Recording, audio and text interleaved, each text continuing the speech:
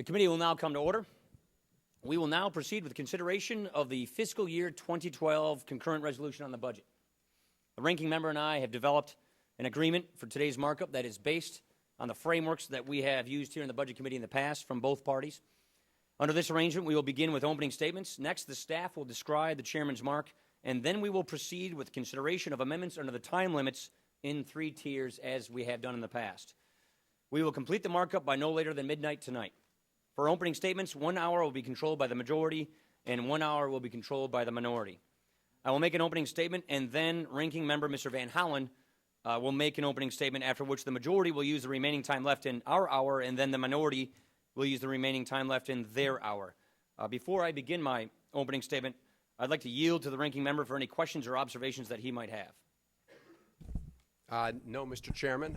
We look forward to a vigorous but respectful debate over differences, and with that, I can't think of any other administrative things that we got to deal with.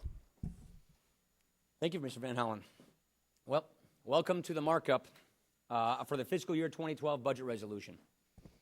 I'm proud to be here with my House Budget Committee colleagues. Today, these are men and women who worked hard to put this budget together to try and get our country back on track. I'm proud of all the hard work that you've done and the work that we're here to discuss. And I also want to say, on behalf of both parties, our staffs, both the minority side and the majority side, have done a fantastic job working around the clock over hours, and also the CBO as well. And I think our hats should be taken off to our staffs and the CBO. I also want to thank Mr. Van Hollen and your staff director, Tom Kahn, in particular, for your cooperation in preparation for today's markup. All year, you've shown a commitment to mutual respect and an open process in keeping with the best traditions of this committee. Your predecessor did so as well, as did his, and I'm proud that we are continuing this kind of a tradition. We call this budget the path to prosperity. Because it is more than just a budget, this is a cause. It is a cause to get America's future on a good path, and it is our commitment to the American people. The facts are basically these.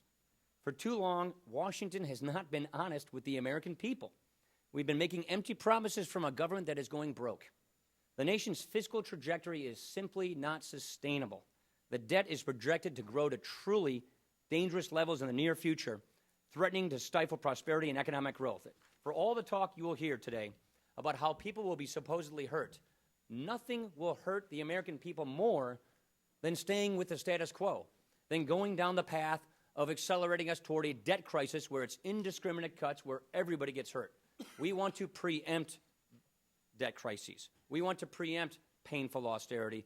We want to fix these programs. We want to get spending under control, and we want prosperity returning back in this country, and that is the goal and the objective of this budget. Now, let me just go through some quick PowerPoints. What is driving our budget? Well, take a look at these charts. Our entitlement programs are the primary drivers of our budget. If you could bring that last, thank you. This is the primary drivers of our budget. Failure to address the big drivers of our debt, particularly our health care and entitlement programs, is not to address our debt. Next chart, please. The more we kick the can down the road, the worse it gets. The fiscal gap, actually the fiscal gap should be the next chart. Look at this chart. The general accounting, there we go. The general accounting, I can't speak that fast. The General Accountability Office has been telling us for years, we are making all of these unfunded promises to Americans, and the more we kick the can down the road, we go about $10 trillion deeper in the hole every year we fail to act. We can still get this under control, we can still do it on our own terms, but time is of the essence. Next chart, please.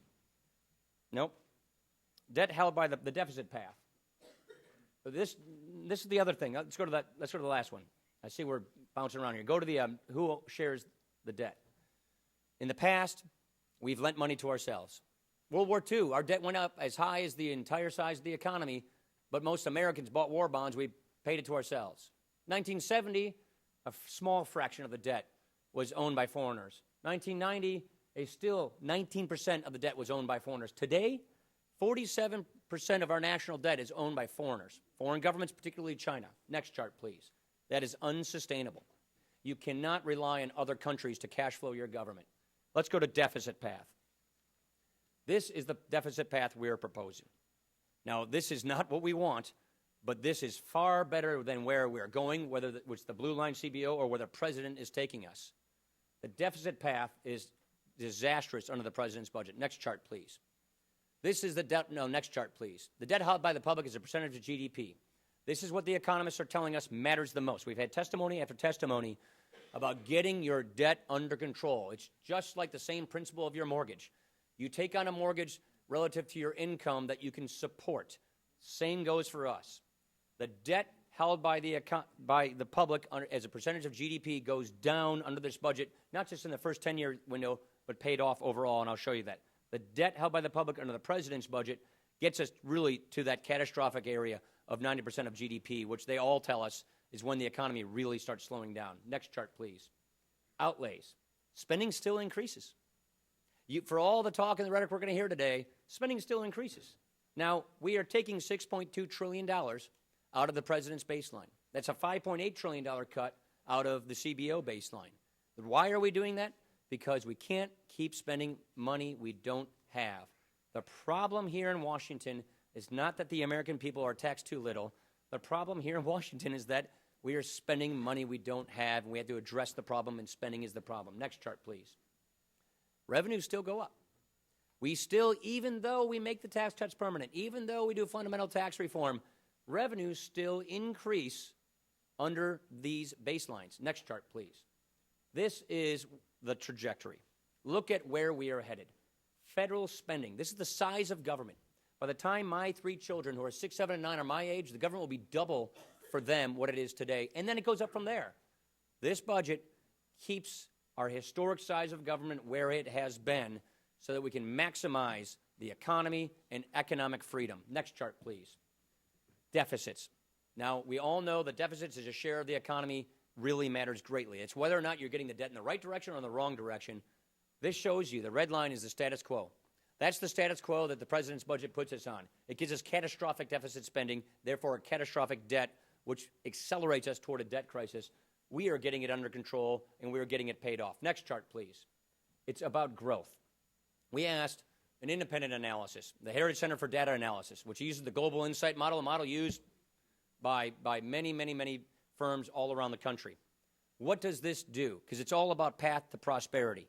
What this model shows us is the economic effects of getting your spending under control, of pro-growth tax reform, of preempting a debt crisis means more jobs for Americans. It's projected that this will create nearly 1 million new jobs next year alone in the private sector, 2.5 million new jobs in the 10th year of the budget alone, bringing unemployment down to about 4% by the year 2015. Higher wages to the tune of $1.1 trillion, more economic growth to the tune of $1.5 trillion, higher family incomes. This analysis projects that this budget means an additional $1,000 in family income for families every single year.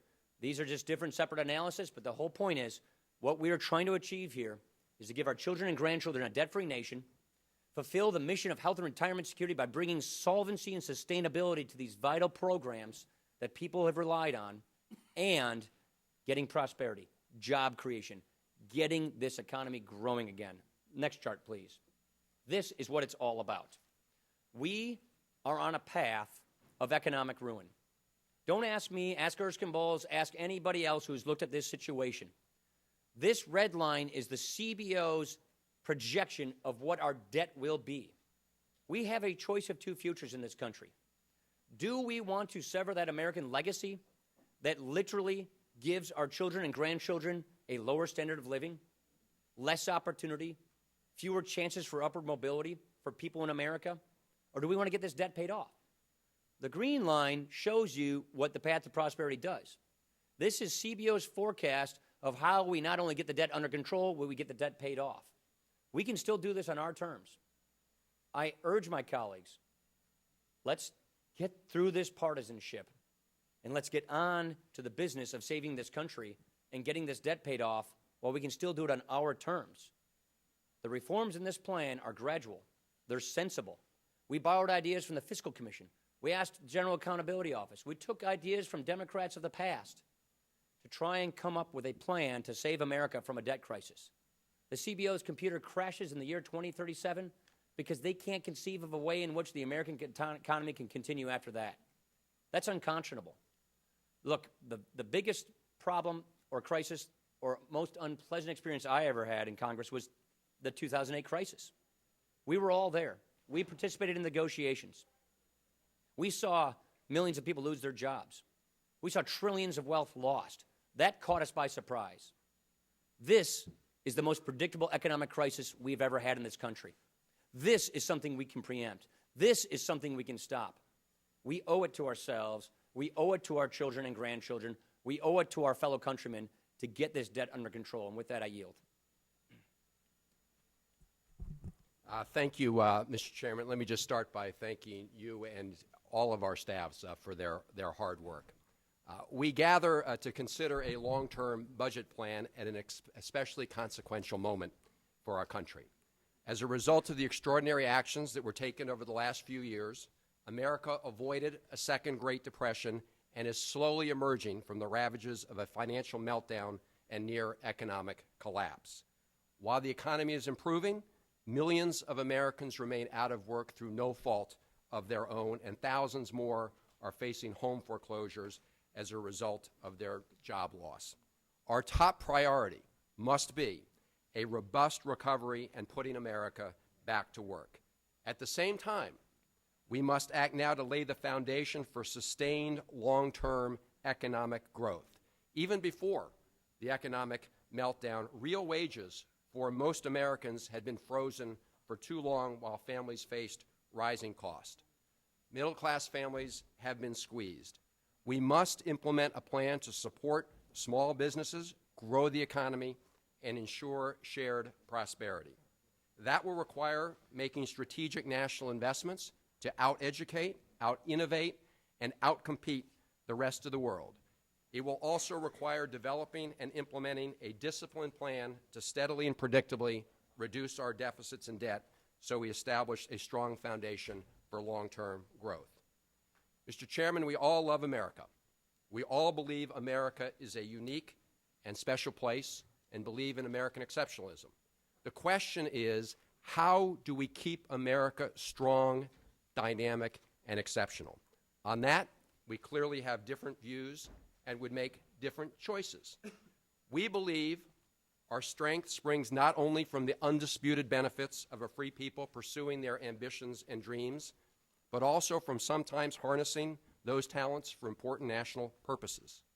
We believe that America's greatness has resulted not only from a collection of individuals acting alone, but from our capacity to work together for the common good. We do not see the government as the enemy, but as the imperfect instrument by which we can accomplish together as a people what no individual or corporation can do alone. We all agree that we must act now to put in place a plan to reduce our deficits in a steady, responsible, and predictable manner. The question is, how do we do that? As the Bipartisan Fiscal Commission has indicated, any responsible effort to reduce the deficit requires a balanced approach that addresses both spending and revenue. This Republican plan fails that simple test. Yesterday, Erskine Bowles and Alan Simpson, the co-chairs of the President's Bipartisan Fiscal Commission, stated that the Republican budget, quote, falls short of the balanced, comprehensive approach needed to achieve broad bipartisan agreement that necessary to enact a responsible plan, unquote. Indeed, the Republican budget is the same tired formula of extending tax breaks to the rich and powerful at the expense of the rest of America, except this time on steroids and dressed up with what we'll hear is a lot of nice sweet talk about reform that masks the damage that this budget will do. To govern is to choose, and the choices made in the Republican budget are wrong for America. It is not courageous to protect tax giveaways to big oil companies and other special interests while slashing investments in our kids' education, in scientific research, and critical infrastructure. It is not bold to provide tax breaks to millionaires while ending the Medicare guarantee for seniors and sticking seniors with the bill for rising health care costs. It is not visionary to reward corporations that ship American jobs overseas while terminating affordable health care for tens of millions of Americans. It is not brave to give governors a blank check for their pet initiatives and a license to cut support for seniors in nursing homes, individuals with disabilities, and low-income kids. And it is not fair to raise taxes on middle-income Americans to pay for big additional tax breaks for the very wealthy. Yet those are the choices made in the Republican budget. Where is the shared sacrifice? We have American men and women putting their lives on the line in Iraq and Afghanistan, while others hide their income in the Cayman Islands and Switzerland and refuse to pay their fair share to support our nation. The Bipartisan Fiscal Commission called upon all Americans to pay their fair share. Its budget blueprint calls for the top 2% income earners to pay the same tax rates they paid during the booming economy of the Clinton administration. Their plan also generates another $1 trillion in revenue over 10 years by closing special interest tax loopholes and limiting tax expenditures. The Fiscal Commission also warned that very deep, immediate cuts would threaten the fragile economic recovery and slow job growth. They also recognized that America must make strategic investments to win in the global marketplace. The Republican budget fails both these tests, and I would say that the jobs numbers we heard cited came from an analysis done by the Heritage Foundation, the same organization that predicted that the Bush tax cuts of 2001, 2003 would lead to booming job growth, when we know at the end of that 8-year period we had actually lost over 600,000 private sector jobs in America. Make no mistake, significant and sustained spending cuts must be part of any balanced plan to reduce the deficit. But America has become an economic powerhouse in part because of the targeted strategic investments made by earlier generations, including huge investments in science and technology, the interstate highway system, and educational opportunities for our people. Now, at the very moment that our global competitors are copying our successful model, this budget would take America back. Now let me turn to the question of health care. Every member of this committee knows that rising health care costs represent a huge challenge for the federal budget. But every member of this committee also knows what the experts have told us, that those rising costs are not unique to Medicare and Medicaid. Those costs are endemic to the entire health care system. In fact, for 30 years, the per beneficiary spending in Medicare and Medicaid has grown at virtually the same rate as those of the overall health care system. And over the last decade, the per beneficiary costs of Medicaid actually grew more slowly than the rest of the health care system. By contrast, in the private market for individual coverage, premiums more than doubled between the years 2000 and 2008. Those facts make one thing clear. If we're going to slow the rising costs in the Medicare and Medicaid without rationing care, we must slow the rising costs of health care throughout the health care system. And that is exactly what the Affordable Care Act was designed to do and will do when fully implemented. The Affordable Care Act will begin to bring down the per capita health care costs throughout the system, including Medicare. It includes virtually every cost containment provision recommended by health care experts. We heard that from many of our witnesses before this committee. And yet this budget would kill many of those system-wide reforms that will reduce costs in the system. Now, interestingly, this Republican budget does preserve many of the specific Medicare reforms in the Affordable Care Act, including some of the mechanisms to slow the growth of systems and eliminate excessive taxpayer subsidies to some of the managed care companies. In fact, the bulk of the Medicare savings in this 10-year budget comes from reasonable reforms we made in the Affordable Care Act, which is especially startling given the fact that during the last campaign, Democratic candidates faced a barrage of campaign attacks telling seniors we had slashed their Medicare. What is new in the Republican budget plan is the termination of the Medicare guarantee for seniors. It doesn't reform Medicare, it deforms and dismantles it. It forces seniors off of Medicare and into the private insurance market. It does nothing to rein in the rising costs of health care, but transfers the bill for those rising costs to seniors. Seniors will pay more, while insurance companies stand to reap a bonanza by getting all the Medicare payroll taxes and the premiums people currently pay. If your support amount, your voucher or premium support, whatever you want to call it, is not sufficient to pay for the benefits you need, tough luck. If your doctor is not on the private plan, too bad. This Republican plan simply rations health care and choice of doctor by income at the end of the day. It also rips apart the safety net for seniors in nursing homes and assisted living facilities, as well as low-income kids and individuals with disabilities who rely on Medicaid. There is nothing courageous about targeting the most vulnerable in our society. Yet this is the biggest area of cuts in this budget. Block granting Medicaid is simply code for deep, arbitrary cuts in support to our vulnerable seniors, individuals with disabilities, and low-income kids. And giving governors so-called flexibility is a nice-sounding way of giving them a license to use federal taxpayer dollars to pay for their favorite initiatives without oversight and accountability. That's not reform. Medicaid is already underfunded. Block granting it in the name of reform is like throwing a drowning person an anchor. And the claim that dismantling the Medicare guarantee and block granting Medicaid is necessary to save them is, in my view, simply Orwellian. It reminds me of the statement that was made at one point that you have to destroy the village in order to save it.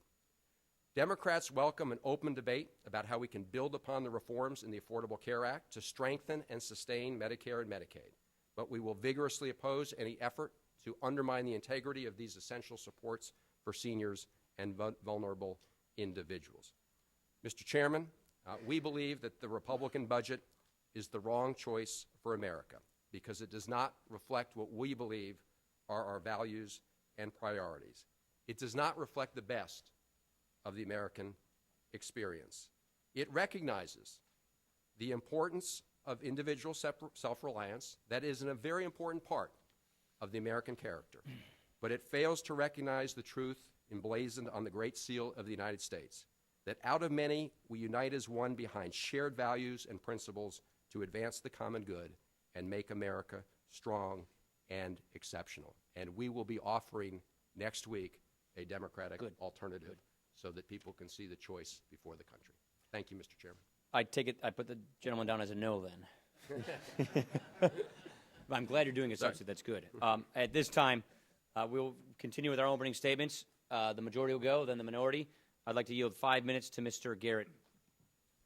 And I thank the chairman. You know, since the beginning of his presidency, President Obama has talked a lot about the need to address the grave fiscal outlook of the federal government.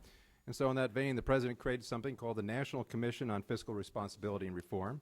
And he did that to, quote, address our nation's fiscal challenges. And he charged that commission with identifying policies to improve the fiscal situation. And fittingly, that report has been called the Moment of Truth. But what did our president do during that moment of truth? Well, he failed to lead. Rather than rise to the occasion and make good on the faith the American people placed in him, the president submitted the most expensive budget in the history of America. The president's failure to lead is absolutely astounding. So I agree with Chairman Ryan when he says that basically the president has punted on his responsibility. But the disappointment is further than just the Republicans here today. The co-chairman of his own debt commission summed up the president's plan as going, quote, nowhere near where they will have to go to resolve our fiscal nightmare. So in my opinion, rather than going nowhere near a solution, the administration has submitted a budget that basically forces us closer to the crisis point. So accordingly to the nonpartisan CBO, the president has proposed a $3.7 trillion in spending this year. This is over a quarter of the GDP, a level that we have not seen in the United States since World War II. And the president would have us sustain that level for over a decade. So it would be bad enough if that were all. It gets actually much worse. This year, the budget deficit is estimated to be around $1.6 trillion. Over 10 years, the president's budget deficits will total $9.5 trillion, setting the national debt on a course to skyrocket to unprecedented levels. Again, according to the CBO, the debt level held by the public would rise from 69% of GDP in 2011 to 87% of GDP in 2021. So with interest payments on our current and already staggering level of debt, are consuming a larger and larger percentage of tax revenues that flow into the government coffers. So CBO recently estimated that the American people will get this pay $260 billion in interest alone on the national debt. We could be paying almost $1 trillion in interest by 2021. So when you have a hole, what do they always say? Stop digging. So it's crystal clear that this country has a spending problem, as the chairman said. Despite evidence to the contrary, this budget that the president proposes is not the direction to go in, as opposed to the one submitted by Mr. Ryan. Rather than cutting spending, the president proposes to take even more of the hard-earned money of the American people. Over 10 years, the president's plan would increase taxes on families and small businesses by $1.6 trillion. All this is even more daunting arithmetic when you think about it. These numbers have a real effect on the lives of individuals, on families, on businesses. So should the president's proposals be enacted, it would doom American families to doing what?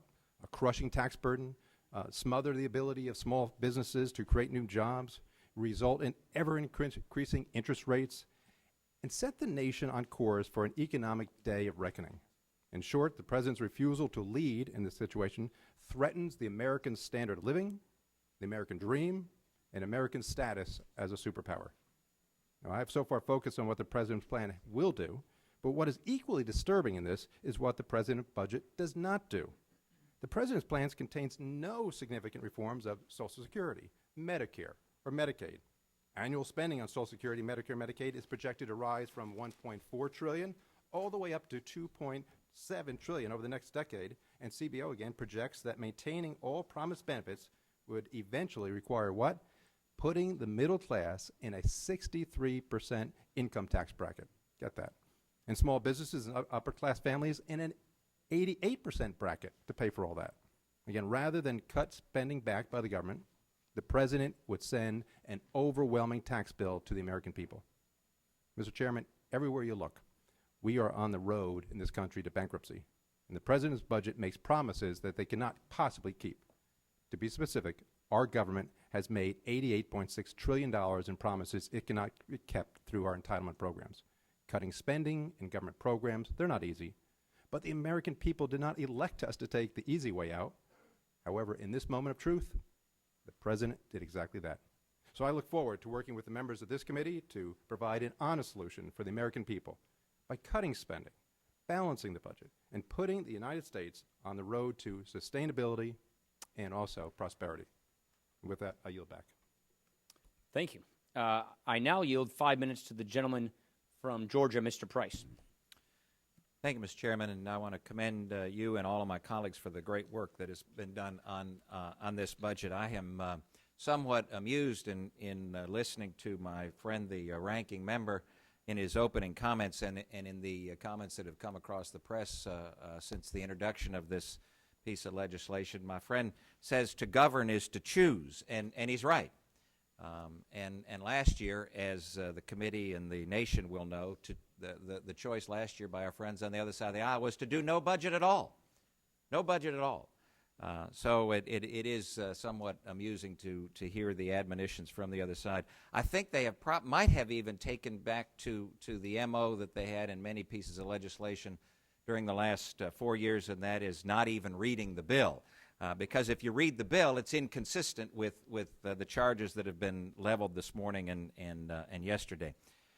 I'm reminded of President Reagan, to paraphrase him about our friends on the other side of the aisle. It's not that they're wrong or that they're ignorant. It's just that so much of what they know just isn't so.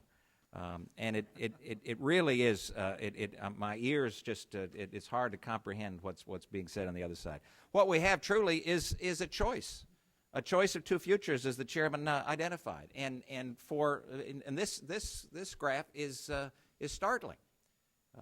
The red here, the debt as a percent of GDP, goes to 900% of GDP. That's the president's plan.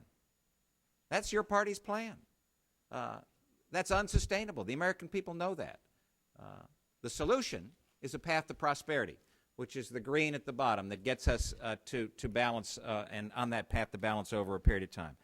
And Mr. Chairman, the American people really are sick and tired of Washington's accounting tricks and budget gimmicks that you mentioned and the empty promises.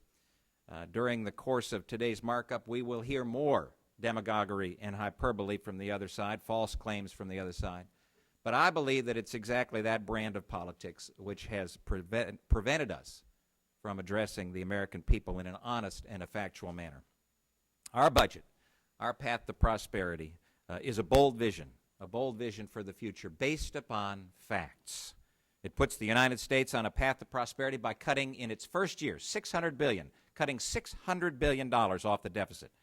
There are no more trillion-dollar deficits, which the other side has become enamored with. No more trillion-dollar deficits. House Republicans will save more than $6.2 trillion when compared to the president's budget over the next decade. We begin by completely repealing and defunding Obamacare.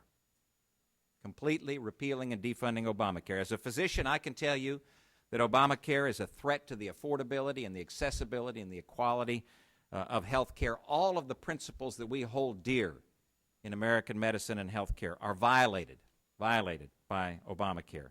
The facts are that it takes away choices from patients and families and physicians, and it saddles workers and job creators and taxpayers with trillions of dollars in costs.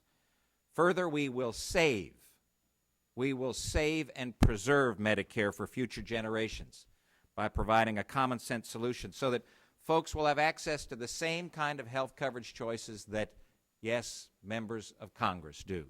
You've heard it talked about on the campaign trail. You've heard the president himself say, what we need to do is just give people the same kind of insurance that members of Congress have. Well, that's what our proposal does, allows individuals to have that same kind of coverage. And it's imperative for people to recognize, Mr. Chairman, that no changes occur for those in and near retirement. Again, we'll get all sorts of demagoguery and hyperbole from the other side. No changes for those 55 and above. Now, many folks, especially on the other side of the aisle, would rather bury their heads in the sand and ignore the reforms that are necessary for Medicare. I talked to a lady just the other day in my district, a new Medicare patient, newly eligible Medicare patient, who cannot find a Medicare physician. Cannot find a Medicare physician. The program is broken and is unsustainable. The status quo is unacceptable. So what we do is honestly and factually reform the program, Medicare program. It is a guaranteed issue to seniors of this country through our program. So by completely repealing and defunding Obamacare and saving and preserving Medicare, we will advance patient-centered health reforms which simultaneously move us from an era of debt and doubt and despair into a stable and secure future. Mr. Chairman, I'm honored to support this path to prosperity. Thank you. Now I'll yield 2 minutes to the gentleman from Wisconsin, Mr. Ribble. Thank you, Mr. Chairman. I support this budget resolution today and thank the chairman, members of the committee, and the committee staff for all their hard work. One simple reason I'm advocating for this budget is that we've got to stop spending money we don't have. It's a simple concept. If you only have $6, you can't spend 10. But that's what we do every day. Every day, over 40 cents of each dollar spent by our government is borrowed, and it's got to stop. Not 30 years from now, not 20 years from now. It's got to stop with us. This committee must lead. Chairman Ryan, I thank you for your leadership on this. And as many of my colleagues have eloquently explained, the myriad ways this budget gets us back on the path to prosperity, already many of my colleagues on the other side of the aisle have begun to do what Washington always does. For political gain today, they jeopardize tomorrow by distorting what is in this budget while denying the realities of our fiscal situation, which are much too serious for demagoguery. Cutting spending promotes economic growth and job creation. So does tax reform. As a former small business owner, I fully understand how important it is for Congress to untangle job creators from the maze of tax loopholes that hurt our economic growth and shrink our tax base.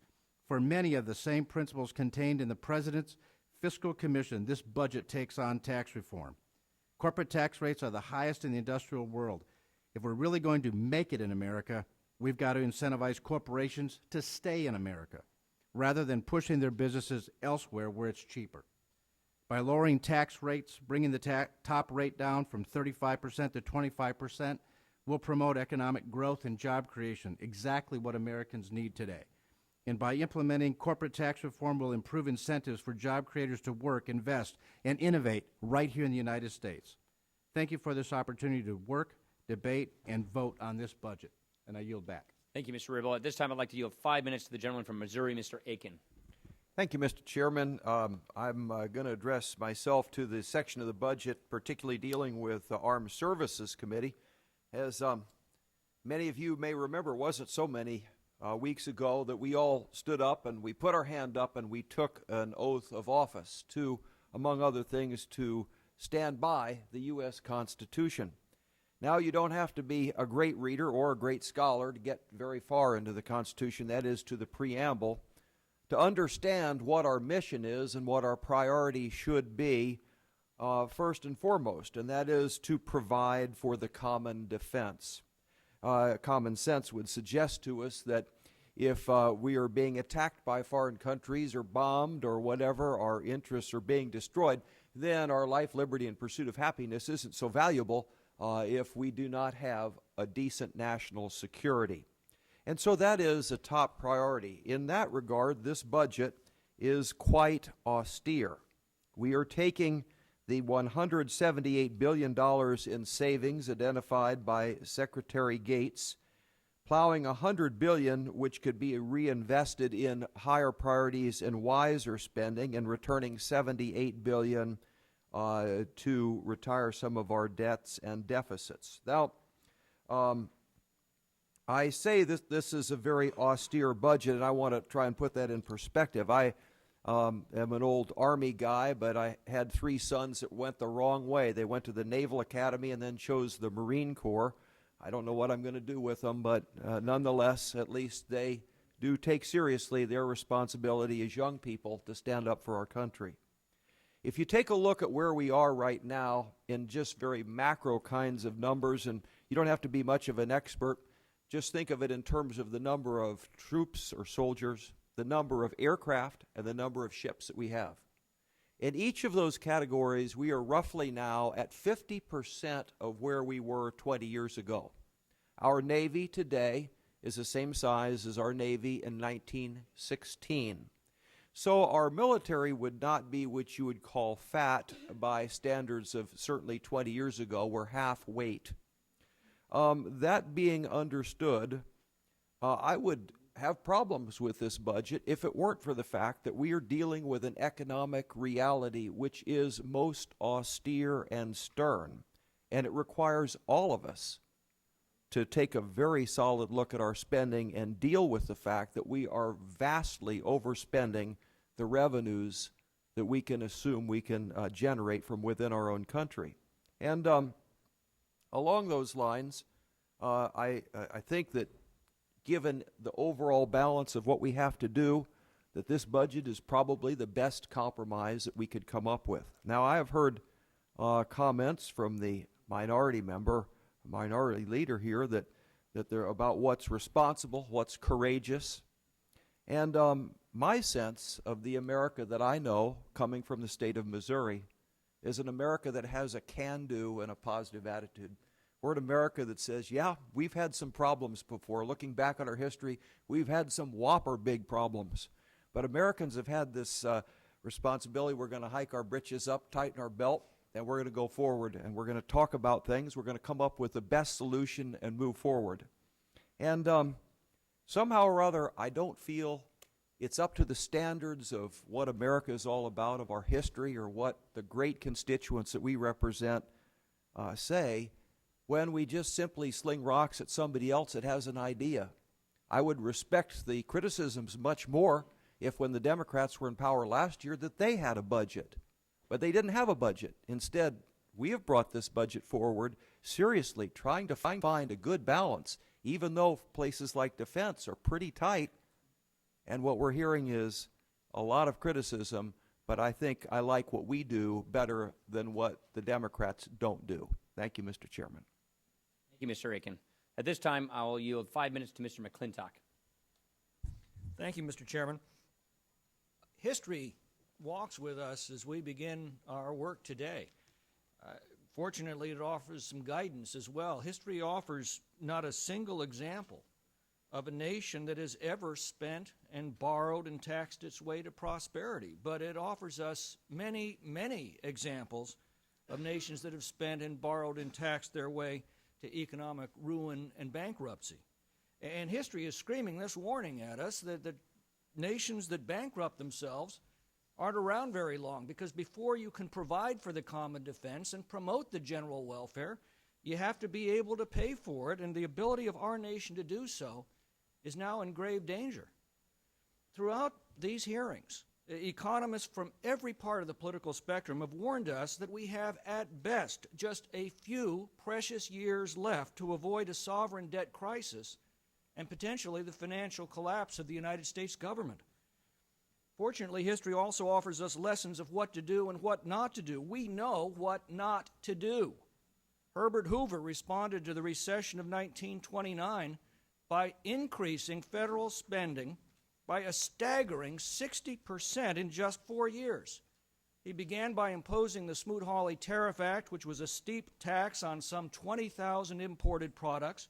He ended by boosting the federal income tax from 23 to 65%. Franklin Roosevelt simply amplified and expanded these policies, and in 1939 the unemployment rate was just as high as when he started. We had lost an entire decade. In 1945, Harry Truman abolished the excess profits tax. He slashed federal income taxes. In 1946, Truman cut the federal budget from $85 billion down to $30 billion in a single year. He fired 10 million federal employees. It was called war demobilization. The Keynesians at the time predicted 25% unemployment and a renewed depression. Instead, these policies produced the entire post-war economic boom. We have more recent examples, and I reach out to my friends on the other side of the aisle to join them in their praise of Bill Clinton, but we have to look at the policies that produced the prosperity. During his administration, Bill Clinton reduced federal spending by a miraculous 3% of GDP. He dared to touch the third rail of entitlement spending, and he produced the most important and fundamental reform of the welfare state in our century. He signed what amounted to the biggest capital gains tax cut in history on home appreciation. He delivered the only 4 budget surpluses in the last 40 years and a period of pronounced economic prosperity. And by contrast, George W. Bush is worthy of criticism, but again, we have to look at the policies to be critical of. He recklessly increased federal spending. He boosted federal spending by 2.5% of GDP. He reintroduced the discredited folly of stimulus spending. He approved the biggest expansion of entitlement spending since the Great Society. He produced massive budget deficits. If entitlement spending and stimulus programs and crushing deficits and massive spending increases were the road to prosperity, I submit to you that the Bush administration should have produced a new golden age for the economy. So let's put partisanship aside today and concentrate on policy. In the mid-1990s, a Republican Congress and a Democratic president, following precisely the approach outlined in this measure before us today, balanced the budget, reformed entitlement spending, placed us on a path to pay off the entire national debt, and produced a period of economic expansion and prosperity. This budget before us today turns us away from the policies that we know do not work toward policies that we know do work.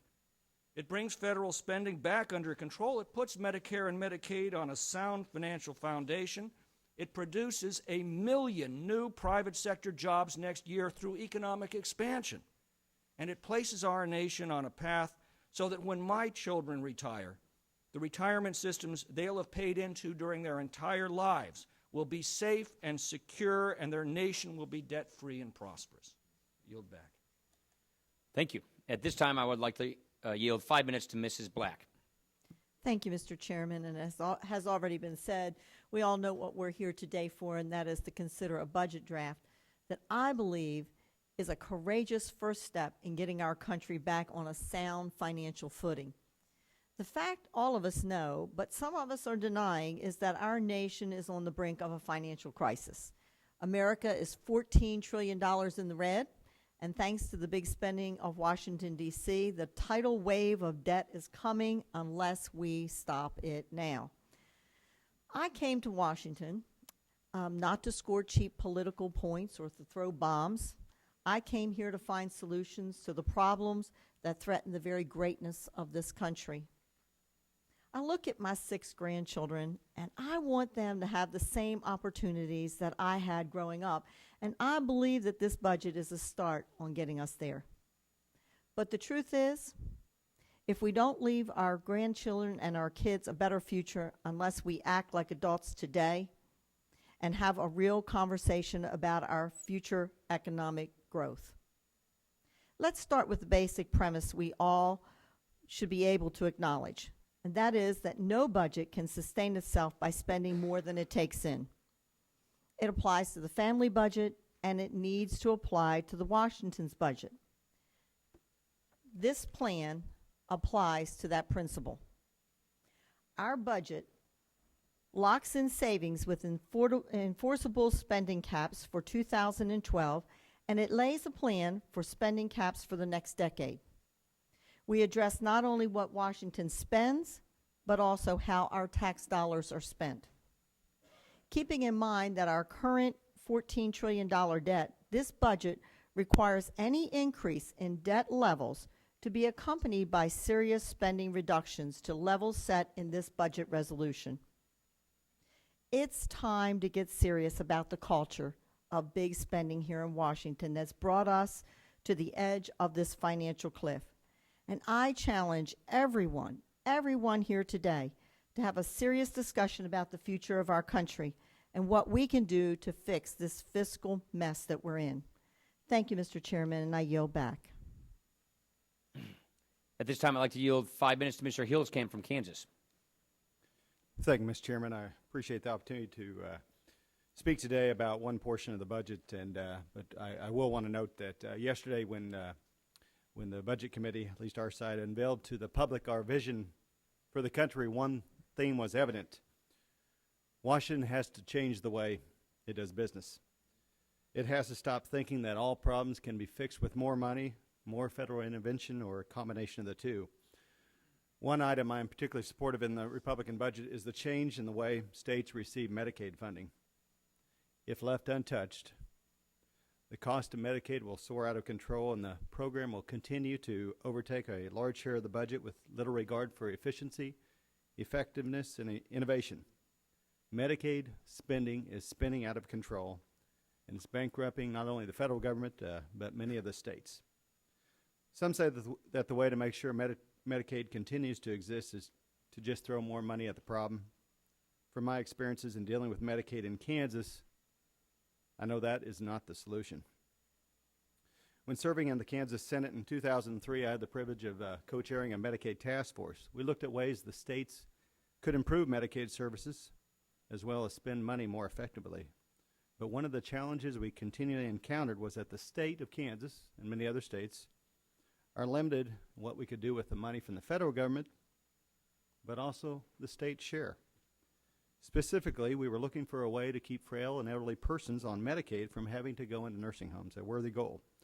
We wanted to find a way to provide health savings accounts to beneficiaries so they could stay in their homes, but still receive the medical care they needed. And we did construct a plan that improved care and saved money. Amazingly as well, even our Democratic governor, Kathleen Sebelius at the time, now Secretary of HHS, even signed on to this plan. But our request for a waiver was rejected here in Washington.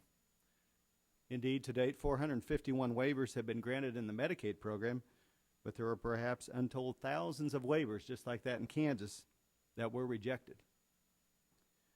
We tried to find out actually how many have been denied over the years, but CMS didn't want to tell us, probably for obvious reasons, and our rejection was one of them. It's disappointing that so much authority can be wrapped up in the hands of some federal bureaucrat at the Centers for Medicare and Medicaid Services, who may have never been to Kansas or any of our states, or even to a nursing home. It is disheartening that Kansas and other states have to bow to Washington when trying to do good things for the people of our states. Too much red tape kept us from improving Medicaid in Kansas, and 49 other states are also locked into the same dictums from Washington when it comes to this program. Instead of having the essential flexibility we need to administer the program in our state's best and unique interest. We all know that governors from across the entire nation on a bipartisan basis have expressed their desires to have more flexibility with Medicaid funding.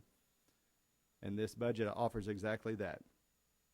In converting federal spending on Medicaid to block grants, governors, state legislators, and other state-level administrators will have the ability to direct funds in a manner that works best for their states and their citizens, not for the Washington status quo. Finally, this budget assumes a complete repeal and defunding of the President's health care plan, and that is a good thing. Obamacare, also left untouched, places an even larger burden on states. It forces states to expand Medicaid eligibility, but leaves it up to them how they will find money to pay for it. This was a bad policy to begin with, and proposing that we just spend more on Medicaid is simply not the solution. There are those who will oppose Medicaid reform and will try to label these changes as uncaring about low-income Americans or those who find themselves on hard times, but such a judgment couldn't be further from the truth. By lifting the heavy hand on Washington on these programs, we actually make them more effective and more efficient for the states, but better for the recipients who truly need assistance. Doing nothing about Medicaid is no longer an option. Real change is desperately needed, and this path to prosperity is a real solution to the changes we need. Mr. Chairman, I yield back my time. Thank you. At this time, I'd like to recognize the gentleman from Indiana, Mr. Rokita. Thank you, Mr. Chairman. I have appreciated being able to work with you on this budget as well as working with the other members. For years around here, there's been a failure to lead. With this plan, we have shown the courage to tell the American people the truth about the debt crisis, and we've proposed honest solutions that are required to fix it. In short, we are leading. The 2012 budget resolution is a significant first step forward toward restoring financial responsibility and stability to our nation. And it also guarantees that my children, your children, our grandchildren will be able to inherit a strong nation instead of a bankrupt one. This budget secures Medicaid by converting the federal share of Medicaid spending into a block grant tailored to meet each state's needs. Having been Indiana's Secretary of State for 8 years, I understand the importance for states to have this kind of flexibility, and this reform ends the liberal and misguided one-size-fits-all approach that has tied the hands of so many of our state governments. It gives states the flexibility to tailor a Medicaid program to fit their needs. This would naturally improve the health care safety net for low-income individuals and improve the access to care. Medicaid recipients, like all Americans, deserve to choose their own doctors and make their own health care decisions instead of being put under the control of nameless, faceless Washington bureaucrats. This budget also makes significant strides in streamlining other government agencies. As the Secretary of State of Indiana, I know a little something about government budgeting. I operated my office in 2010 on a 1987 budget unadjusted for inflation. However, since 2008, spending on non-security federal government agencies has increased by 24%, a number that jumps to 84% when you include the false stimulus funds. This budget brings spending back to pre-stimulus, pre-bailout levels and builds upon the cuts passed by the House of Representatives in early February. It puts a cap on spending for 2012 and outlines a path for enforceable statutory caps for the next decade. It also eliminates hundreds of duplicative federal programs, and it takes overlapping job training programs and turns them into productive scholarships. I also know a little bit about government agencies. I used to run one that had no more employees in 2010 than it did in the early 80s. Since the President took office, however, he has increased the size and scope of the federal government and added 155,000 new bureaucrats. Our plan will boost private sector employment by reducing the federal workforce by 10% over the next 3 years through attrition. It also places a freeze on federal salaries for the next 5 years. This budget also puts an end to the practice of corporate welfare by ending taxpayer bailouts of failed financial institutions.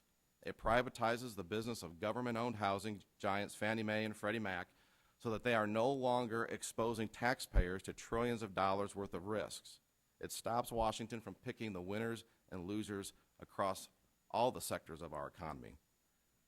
Look, the U.S. borrows 42 cents of every dollar it spends. Then it spends nearly 2/3 of those dollars on the interest caused by that borrowing and on the social entitlement programs like Medicare, Medicaid, and Social Security. All of these programs are insolvent or quickly becoming so. When the federal government borrows money to pay for today's benefits, we are passing along a tax increase to our children and grandchildren. In fact, I call it a birth tax because every baby born today owes $45,000 as his share of the public's debt.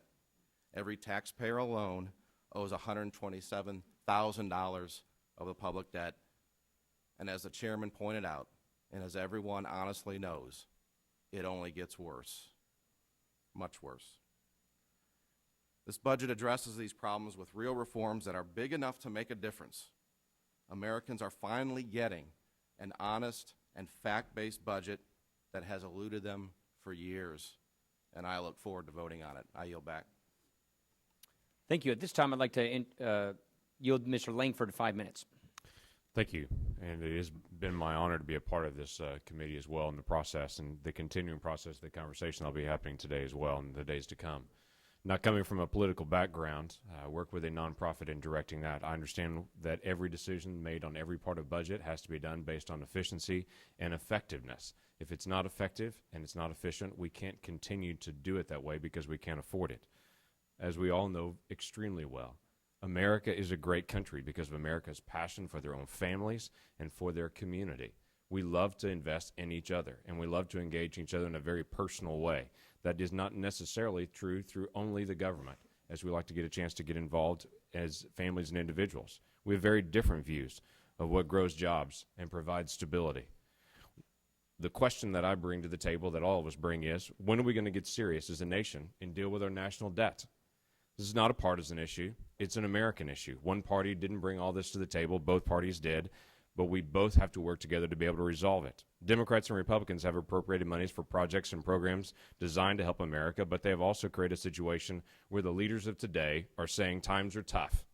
I think I'll make it easier on me by making it tougher on my children and my grandchildren. And that is not a way for us to run a country and to be able to lead. We have $14 trillion in debt, and we're going to have to look at this debt like a mortgage. We can't pay it off in a year, but we must get started. We can't even get to a balance in a year. But we're so far out of balance, it'll take several years just to even be able to get back to that point. But we must get started. Many areas of this budget find their origin in the President's Debt Commission or from CBO reports on reducing the debt. And I know some people have said that this budget is extreme. I would have to tell you that I agree. It's extremely overdue. As both sides of the aisle understand, this is a budget framework that will set the table for the budget conversation in the next several months. The details of this framework will be determined by the specific authorizing committees. This budget is focused on promoting growth, promoting job growth, protecting critical government functions, cutting out inefficiencies, and getting us on the course to pay off the debt. The focus is on a real plan for real solutions. Americans want to know that their government is working to solve the problems, not just talk about the problems. Social Security is one of those issues that I hear time after time in my town hall meetings. The budget doesn't try to force a partisan solution. It instead specifically states that real stabilization of Social Security will come when all sides work together to resolve the issue.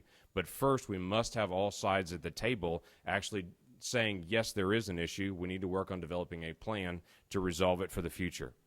If the program is paying out more than it's taking in, the President would work with the trustees of Social Security. The House and the Senate would work with their members to create a plan that we would all come to the table and be able to work on.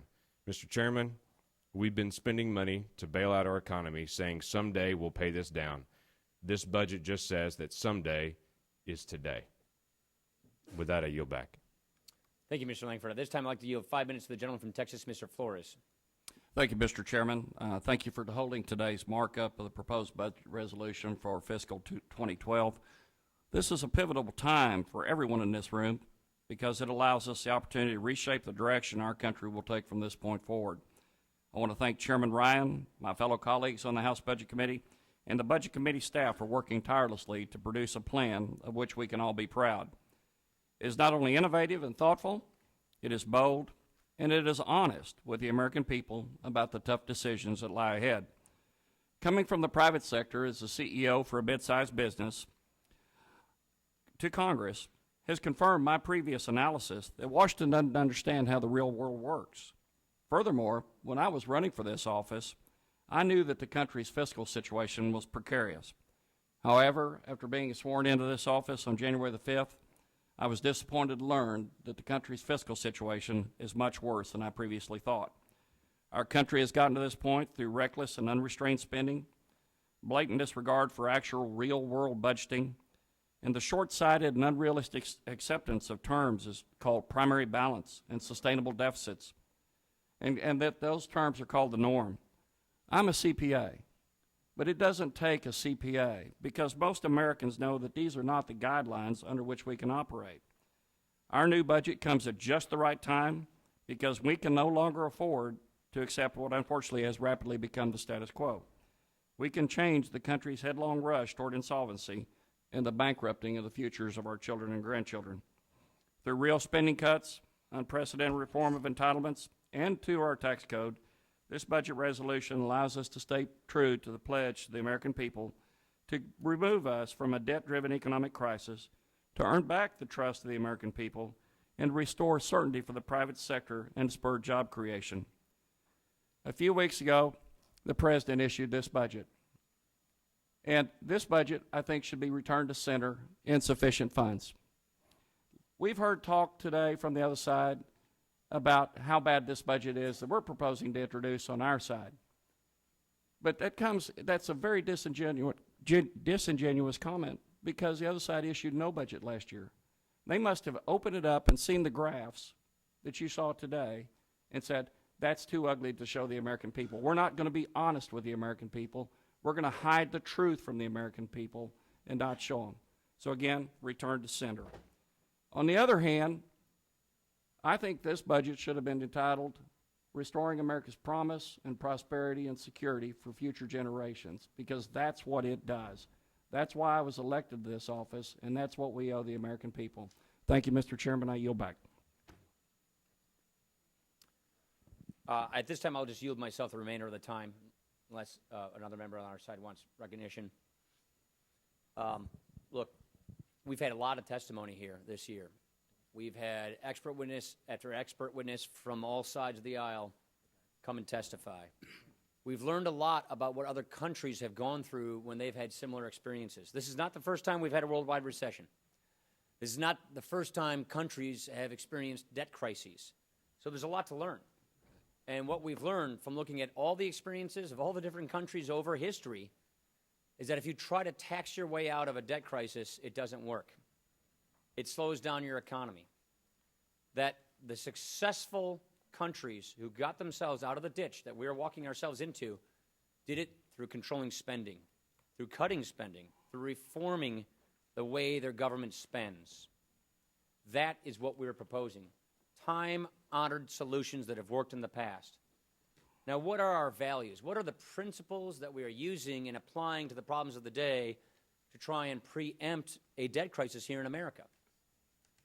First, let's get the government focused on its critical missions. Those of us who believe in limited government don't believe in bad government. We believe in limited but effective government. So let's get the government focused on its core missions so it does them well, because when the government does so much, it doesn't do anything very well. So what are the things we think we ought to achieve, and what are the values and the ideas brought forth in this budget? Number one, we believe there ought to be a safety net. Now let me explain what I mean when I say that. There needs to be a safety net for people who cannot help themselves. There needs to be a safety net for people who are down on their luck. All of us have constituents who are in that category because of this last recession that we've been going through. But we don't want to turn the safety net into a hammock that lulls people into lives of complacency and dependency in a permanent condition where they never get on their feet. We want the safety net to result in a job. We want the safety net to result in people becoming independent and self-sufficient. Our safety net is tearing apart at its seams. Our safety net has perverse incentives which are encouraging people not to go out and get up and stand on their own and be self-sufficient. So we want to fix that. One of the things we do here is we have 49 different job training programs spread across 9 different government agencies. We don't even measure whether they work or not. We don't even know whether they're actually getting people into careers that are getting them on to lives of sufficiency. So what we're trying to do here is not say that all the best answers come from Washington, D.C., not that we can just give it to a bureaucracy down the street and they can micromanage society. No, not all the best ideas are here. Our communities know how people are suffering. Our local and state governments have a better idea in some cases about how to fix problems. You know, Wisconsin's a lot different than, well, it's similar to Ohio. It's a lot different than Pennsylvania. It's a lot different than Oregon. Let us fix our problems in our state, and you fix yours and yours. That's the idea here, federalism. Another point is that we want to make sure that this safety net works, that it's sustainable, that it doesn't go bankrupt, and that it gets people onto lives of sufficiency, on lives of independence. That's the idea here. Let me talk about some stuff we just shouldn't be spending money on. We should not be spending money on corporate welfare. Crony capitalism is not capitalism. Picking winners and losers in Washington with favoritism through spending or tax giveaways or rigging the rules and the regulations to protect special interests, we got to stop doing that. That is not economic growth. Governments who try to pick winners and losers in the marketplace don't work. Why is Japan in its second recession of a decade? They tried the path of industrial policy. They tried picking winners and losers in the marketplace. It doesn't work. Entrepreneurialism works. Free markets, free enterprise works. Getting the barriers away from men and women who have ideas, who want to take risks, who want to produce and achieve, become successful, that's how you create jobs. That is how we get prosperity. So when it comes to corporate welfare, we want to get rid of it. When it comes to tax reform, we're going to hear a lot of stuff about, tax cuts to the rich and protecting oil companies and things like this. We just want everybody to pay their fair share of taxes. We don't want to give a system where if you're in the right alley of the tax code, you can manipulate exemptions, deductions, loopholes, and pay no taxes. No. People ought to be able to pay their same fair taxes, but let's do it in such a way that we have predictability, we have certainty, and let's not lose sight of the fact that we are in an international economy. We're the second highest tax rate in the industrial world, which is about to become the highest because Japan lowered theirs. We are pushing jobs overseas. If you look at the trend of takeovers of foreign companies, of American companies, most of these American companies are becoming foreign companies because of tax policy. We want to make things in America and sell them overseas. We want companies to headquarter here. Our tax code is a jalopy of the 20th century. It is not making us growth. It is not making us pro-growth, and it's not creating jobs. That's what we need to do. Let me talk about debt. Take a look at that chart. This is where we're going. This is the Congressional Budget Office, and by the way, their interest rate assumptions, I think, are pretty darn low. They are assuming that our interest rates are going to be around 4 to 5% for long bonds. Who here believes that that's going to be the case? I mean, even if our economy grows or a debt crisis occurs or QE2 goes perfectly as planned, which we'll see about that, there's no way interest rates are going to stick like this. So that's the rosy scenario, that red debt line. The world is watching. The credit markets are watching. And what they're watching is to see if the Americans see this coming and if they're going to stop it from hitting us. We have got to put out a plan that gets this debt under control. That's what the green line does. And the reason we have to do this is we have to show our constituents, our children, the economy, the bond markets, that we're not so broken here in America and we're going to get this thing fixed before it gets too late. A debt crisis is going to be painful. We don't want to have a debt crisis.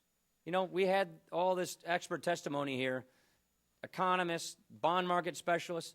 What do they all say? They all say basically we got 2 to 5 years. Let's hope it's that long. So the point I want to make is, yes, we're going to hear a lot of political rhetoric today. Yes, we're going to have different ideas and different values, but at the end of the day, we all represent the American people. We all want our constituents to prosper. We all want people to have lives of self-sufficiency, of upward mobility. We want to prevent a debt crisis from happening, but now we got to start doing it. We can't just keep using rhetoric. We can't use accounting tricks. No more budget gimmicks. We have to actually just do it. That's what we're trying to propose to do here. If a debt crisis hits, you know what's going to happen. Higher taxes, cuts that are indiscriminate and across the board, hitting the most vulnerable, and inflation, or a combination of all three. What we're showing here is we can address the drivers of our debt, the entitlement programs, in a smart and gradual way right now. No changes to people who've already retired or people who are 10 years away from retiring. That's smart. People have already organized their lives around these programs. They've already banked on these promises. We want to be able to keep these promises. And mark my words, if we don't do this, if we don't fix this fast, those promises will not be kept. These programs are growing themselves into bankruptcy. And so what about my generation, the X generation, my children's generation? We want to make sure that these health and retirement security programs are there for them when they retire. Nobody believes in our generation we're going to have these programs. Let's prove them wrong. And let's put these programs on a sustainable trajectory so that they're there. You're going to hear a lot of Medicare stuff. All we're talking about with Medicare is take the successes that we had with the prescription drug program. Take the model that works for us as members of Congress and federal employees and deliver health care through Medicare like that. Name me another government program that was created in recent history that came in 40% below costs. Medicare prescription drugs. Why? Choice and competition. The power should go to the senior. The power should go to the patient, not the government. We want providers, doctors, hospitals, insurance companies competing against each other for our business so that we are in control. The only alternative to that, to saving these health care programs, to saving Medicare, and I believe this is the path of Obamacare, is to have the government run it and have the government ration it. No way. We don't stand for that. At the end of the day, we're probably going to have a disagreement about these things. That's fine. That's what this is all about. But at the end of the day, we'll probably have a disagreement about what is the role and goal of our federal government. And that is completely legitimate. That is why we're here. We believe that this government was created very special. America is not just a place, it's an idea. And that idea is our rights come from nature, our rights come from God, they don't come from government. They come before government. And so we think the role of the federal government is to protect our rights. We think the role and goal of the federal government is to promote equal opportunity so people can make the most of their lives. We do not believe we should transform the role of the federal government into equalizing the results of our lives. We believe in equal opportunity, not equal outcomes. Because if you transform the federal government to that role, then it's got to get a whole lot bigger. Then you've got to defer and you've got to delegate to unelected bureaucrats a lot of power. A lot of power to micromanage our economy, to be meddling in the affairs of our lives. And what does that get us? That gets us stagnation. Look, we are at a tipping point in this country. We're at a turning point in this country. We have a choice of two futures ahead of us. Are we going to reclaim the American idea, have that opportunity society with a reliable safety net, or are we going to transform this country like so many other Western democracies have done and become a social democracy, become a cradle-to-grave welfare state? That is the path we are on right now. That is the path we don't want to be on. America is still here. America can still grow. America can still be prosperous. America can still be America. And that is what we're proposing with this path to prosperity.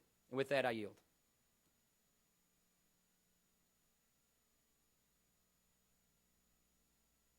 I'll recognize the minority for their closing.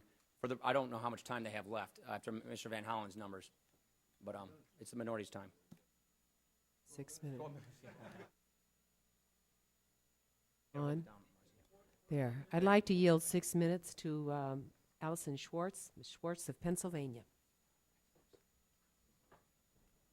Well, thank you very much. And we begin our discussion here in talking about a variety of different issues in ways we clearly have a significant disagreement with the other side, not about some of the basic concerns that we have facing our nation, but how we meet our obligations to our seniors, to our children, to our future, how we actually act in a common sense, fiscally responsible manner, and how we grow our economy.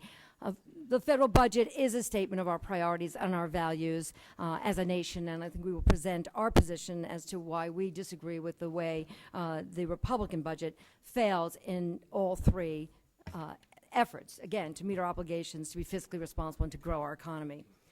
Instead, we do need sensible, responsible, and targeted solutions to our nation's challenges. This means cutting spending strategically and not politically, making government more efficient without hurting economic growth, investing wisely in America's economic competitiveness, not cutting education, innovation, or scientific research. The contrast is clear.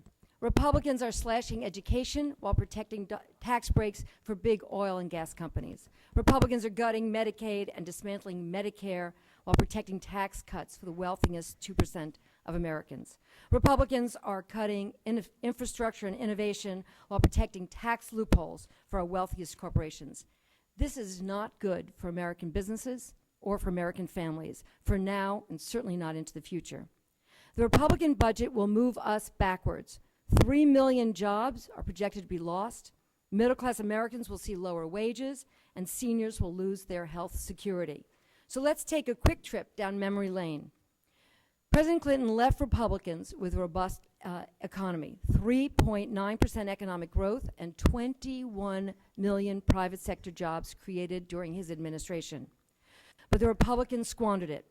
They pushed through massive tax cuts for the wealthiest 2% of Americans and expanded new government programs without paying a single dime for it.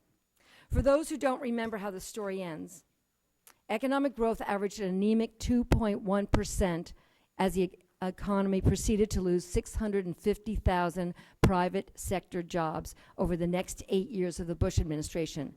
And understand that the principles that they used then were based on the Heritage Foundation projections that cutting taxes for the wealthiest would lead to 11 million new jobs. The reality, 650,000 private sector jobs lost. And they're using the exact same model in presenting their budget today.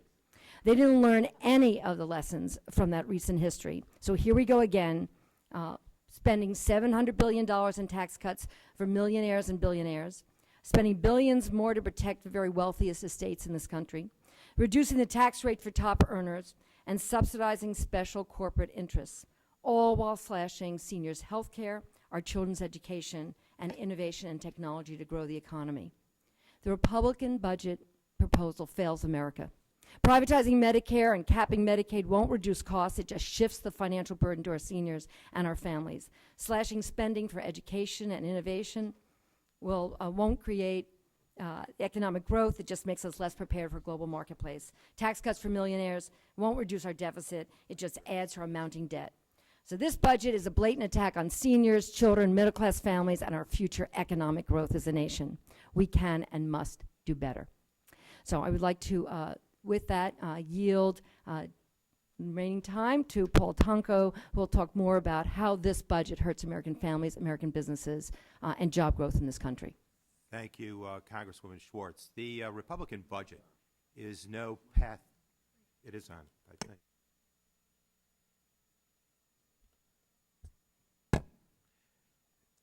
Let me start again. The Republican budget is no path to prosperity. Rather, it is a road to ruin.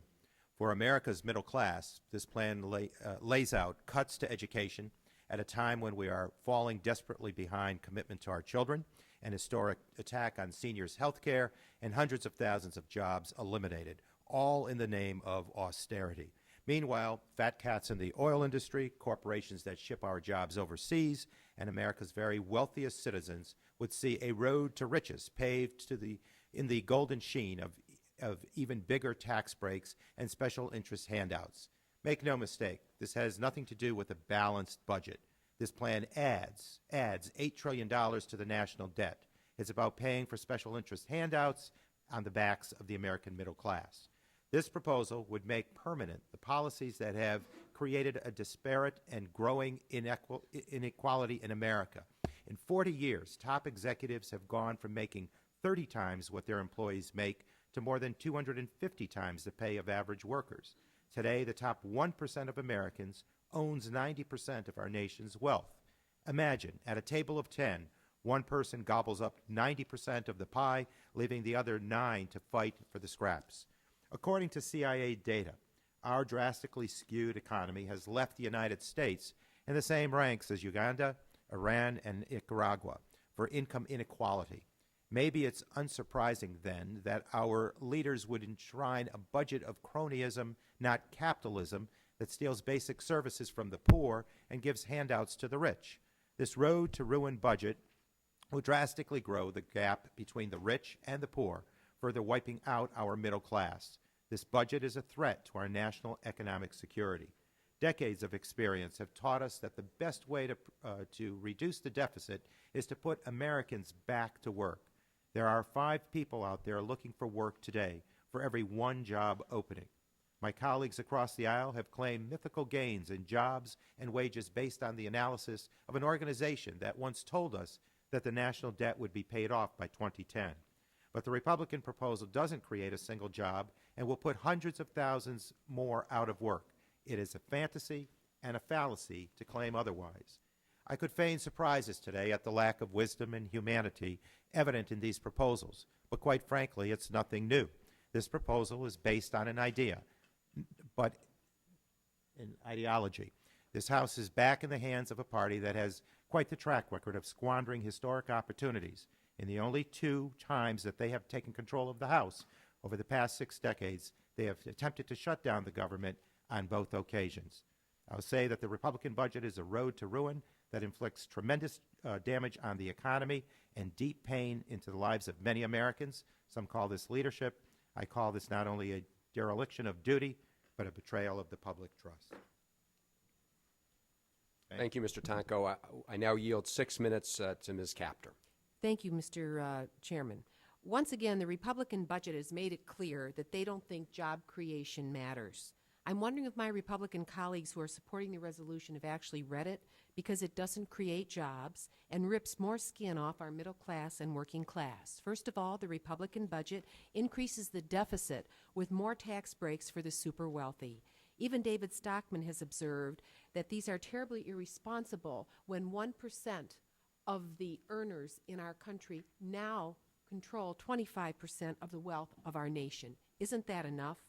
On the issue of tax reform, the Republican budget doesn't go after tax cheats nor close loopholes. Instead, it calls for more tax breaks for companies like GE that aren't paying any taxes now and, in fact, claimed a $4.1 billion refund off the hides of the American people. So they actually make money off of the tax system.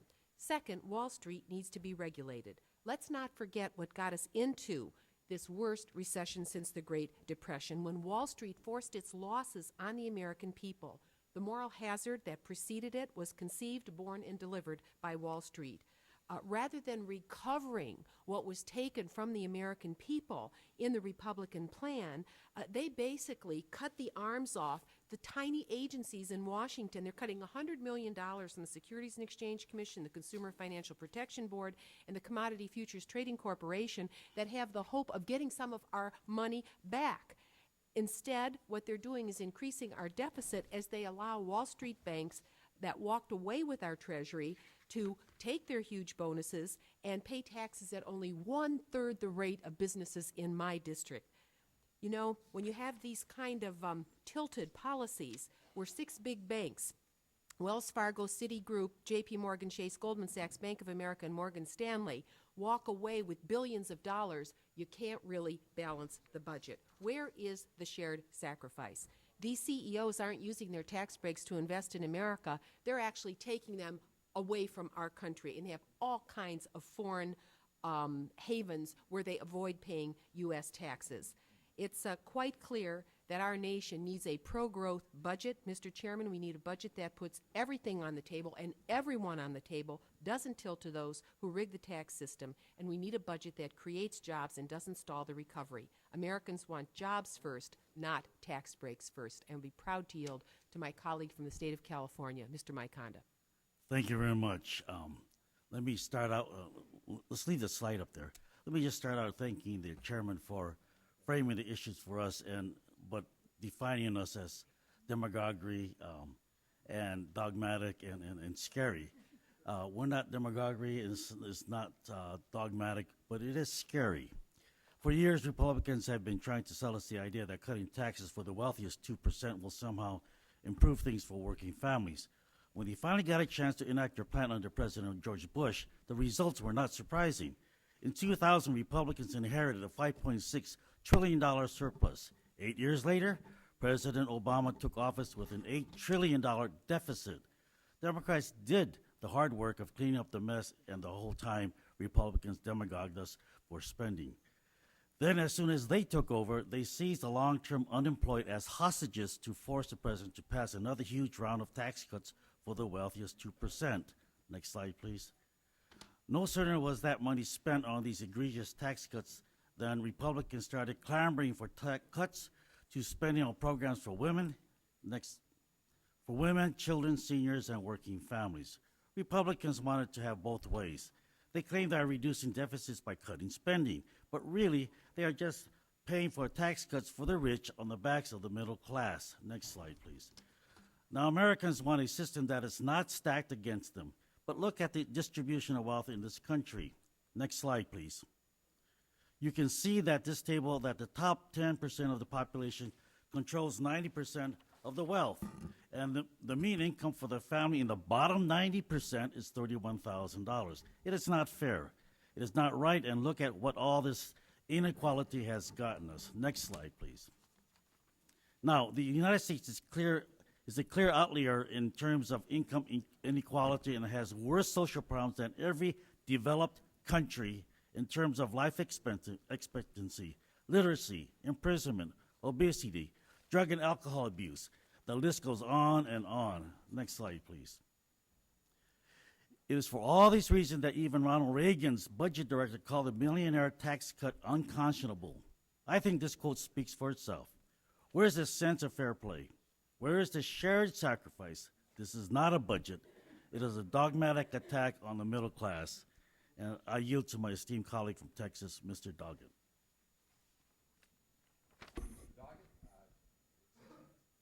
Thank you very much. This is not a path to prosperity. It's a path to mediocrity. It's a path to insecurity. It's the wrong path. We welcome a spirited debate about our economic future. Mr. Ryan fails to offer a balanced approach to achieve our shared objective of a balanced budget. You might say that, in short, we Democrats just don't think this Republican budget is our cup of tea.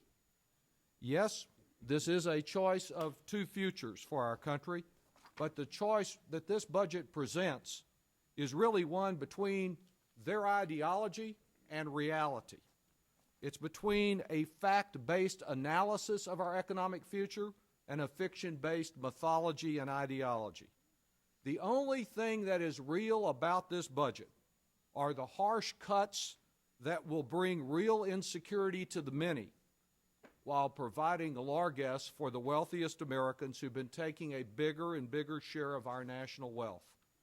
In this budget, wherever you read the terms modernize or reform, just understand that these are Republican euphemisms for a three-letter word that hurts: less. Less retirement security, less educational security, less health security, less economic security. This budget does not share the sacrifice, but it certainly does spread the pain. We get less of what matters, not because they tackle our soaring national debt in a courageous way, but because of how they choose to tackle that debt consistent with their ideology. This proposal, I believe, makes very wrong choices for our future.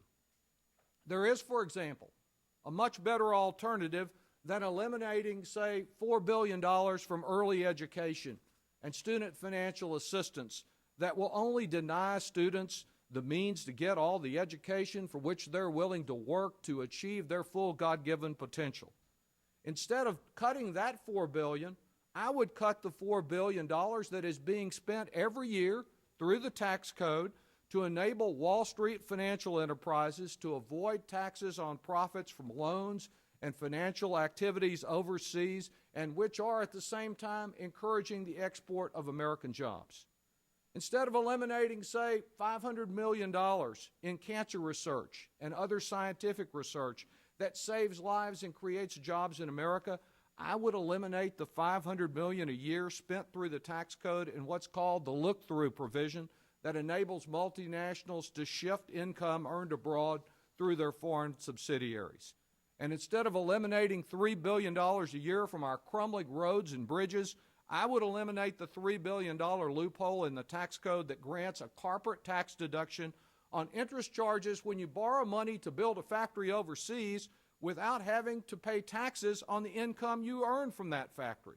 We need to stop exporting American jobs, exporting American manufacturing, exporting American tax revenues, and start developing a competitive workforce and rebuilding America.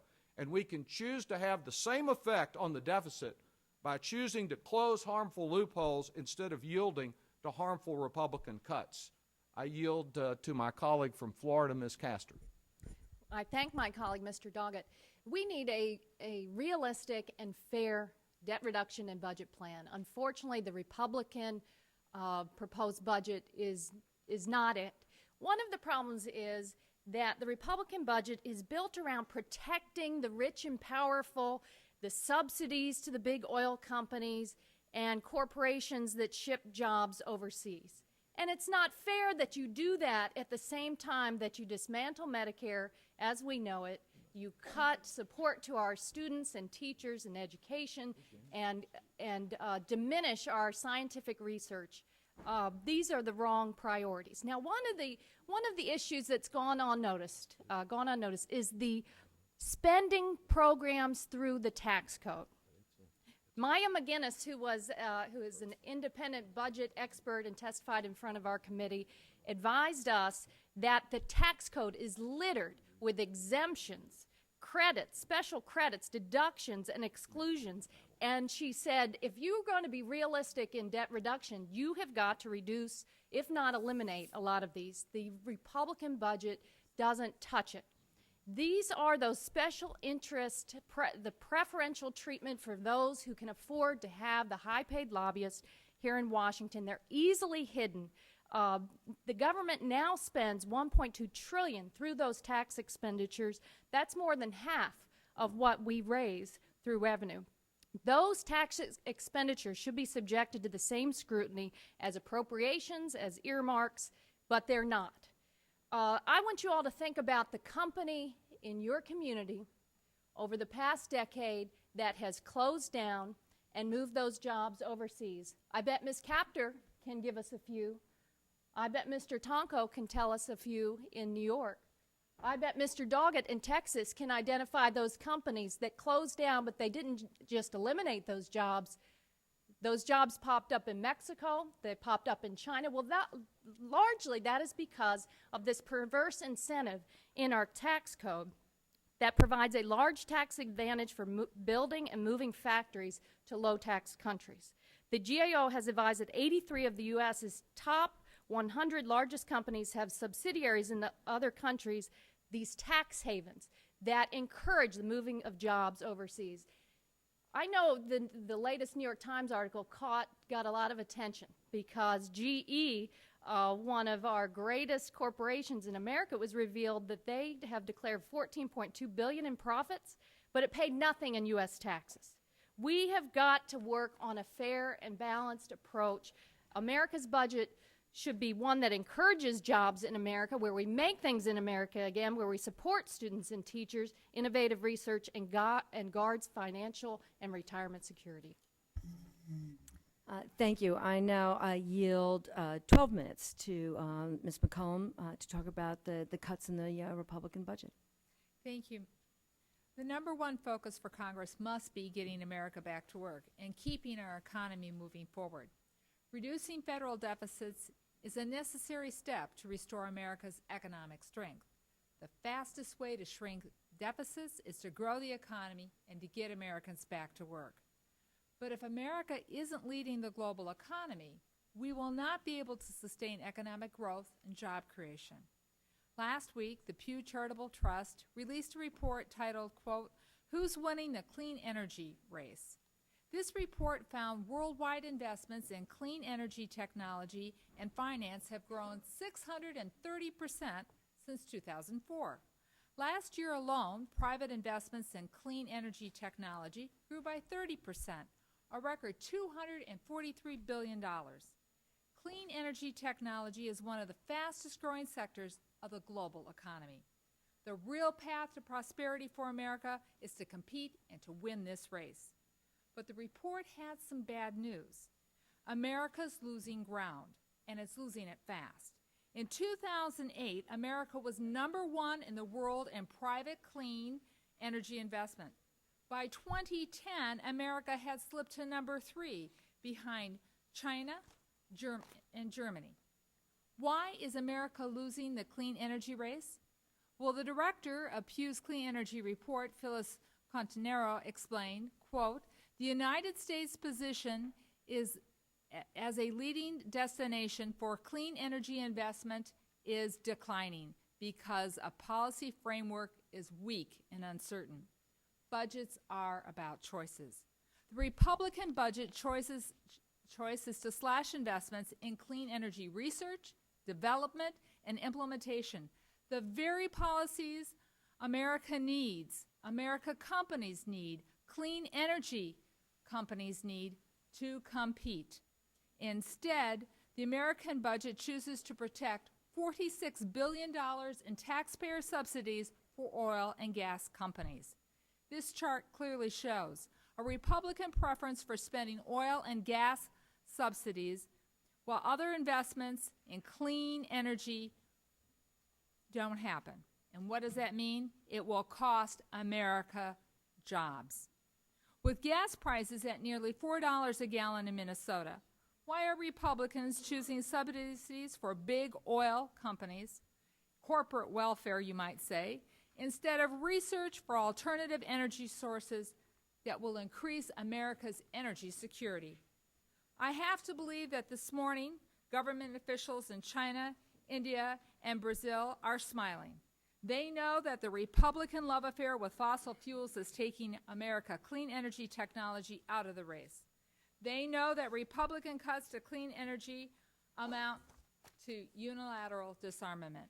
These countries are looking forward to selling wind turbines, solar panels, environmental efficiency technology to Americans developed and manufactured in their countries overseas. This is a path to pain for American communities, for working families who will bear the burden of Republican cuts. This is just one example of what I believe are very harmful cuts in this budget. And so now I would like to yield 2.5 minutes to Congresswoman Debbie Wasserman Schultz. Thank you, Ms. McCollum. Over the past several months, in hearing after hearing in this committee, we have heard one recurring theme from our expert witnesses. Chairman Bernanke said it, Director Elmendorf said it, Director Liu said it, and Secretary Geithner reaffirmed that the draconian, reckless cuts proposed by the majority and made evident in their budget proposal today will create an enormous headwind for our economy. But the harmful spending cuts incorporated in this budget proposal go further than simply damaging a fragile recovery.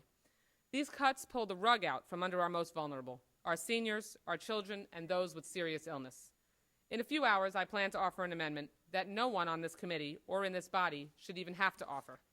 My amendment would prevent harmful cuts to the National Institutes of Health for the research of cures to cancer, stroke, diabetes, heart disease, and all of the other illnesses that fall under the jurisdiction of the NIH. Mr. Chairman, every member of this committee recognizes the importance of deficit reduction, but we simply cannot accept achieving this goal on the backs of our seniors and our children, especially while protecting billions of dollars in tax cuts to millionaires and billionaires. In fact, for just 0.5% of the cost of extending tax cuts for millionaires, we could completely reject the Republicans' cuts to medical research for next year.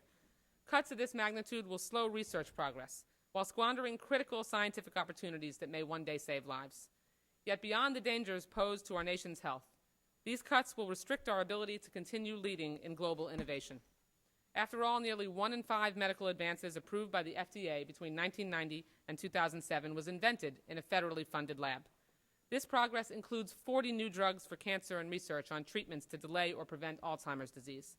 It is bad enough that the budget proposal before us manifests a single-minded focus on saving small amounts of federal spending while lavishing enormous tax breaks on the very wealthiest. But when that small amount comes from vital research that can reduce healthcare costs while literally saving the lives of everyday Americans, it is not only penny-wise and pound-foolish, but morally bankrupt. Thank you. I yield back to the gentlelady. I would like at this time to yield 2 minutes to the gentlewoman from Wisconsin, Ms. Moore. Oh, thank you. I certainly welcome the call for an adult conversation, for the facts, for the truth, a call for no gimmicks in the discussion of reforming entitlement programs. While we're admonished to not scare seniors into demagogue entitlement reform, we've already seen the fire engine red colorful charts of mountains of debts in the Medicare, Medicaid, and Social Security programs, warning us of the burden that the aging baby boomers impose upon the hapless taxpayers unless we adopt the pathway to progress, ending entitlements and capping medical benefits. Well, let's have that truthful, factual adult conversation. And yes, let's not employ gimmicks. Experts across the political spectrum tell us that the truth is that the unsustainable growth in health care is not in Medicare and Medicaid, but in the private market health care costs. As unfettered, impersonal health care costs grow faster than the GDP. Look at my chart. And premiums increase by double digits every year. Where Medicare recipients, unlike other large groups, are unable to benefit from group purchasing power and fall into a donut hole because the law prohibits the government from saving money by negotiating with pharmaceutical companies for the group. As insurance companies are overpaid for Medicare, not bringing any greater quality health care outcomes or efficiency. The truth, the fact is that large employers, small businesses, people in the individual markets, seniors on Medicare and Medicaid, no one can afford to fuel the profits of drug companies, insurance companies, and CEO $20 million compensation packages. But of course, the majority calls reining in these profits as tax increases. Solvency for Social Security is within our grasp. We can raise payroll taxes beyond the $106,800, but of course, aversion to shared sacrifice by upper-income individuals will prevent this common sense fix from being considered by the Ways and Means Committee. And let's talk about gimmicks, such as Medicare premium supports or giving governors more flexibility in the Medicaid program. Let's call it what it is, folk. Rationing health care, destroying the entitlement to life-saving health care for seniors, sustaining an unsustainable profit trajectory for pharmaceutical companies, insurance companies, and shifting the cost to seniors for premiums and drugs. Long-term care for low-income seniors will be non-existent. And the most cynical admonishment of all is don't worry, those of you who are 55 to 65. You're okay. Just destroy Medicare, Medicaid, and Social Security for future generations. And somehow, these future generations will be better off without the retirement, security, and insurance and health care programs that ended poverty for seniors in our generation. And I yield back. And I thank the gentlelady from Wisconsin. I would like now to yield two and a half minutes to the gentleman from Ohio, Mr. Ryan. I thank the gentlelady. Mr. Chairman, we're all for deficit reduction. We all believe this is an important endeavor for our country. And at John F. Kennedy Catholic High School, one lesson that was drilled into us is the lesson that to whom much is given, much is required. And this budget fails to acknowledge the fact, as has been mentioned here a couple times, the top 1% 30 years ago accounted for 9% of real income in the country.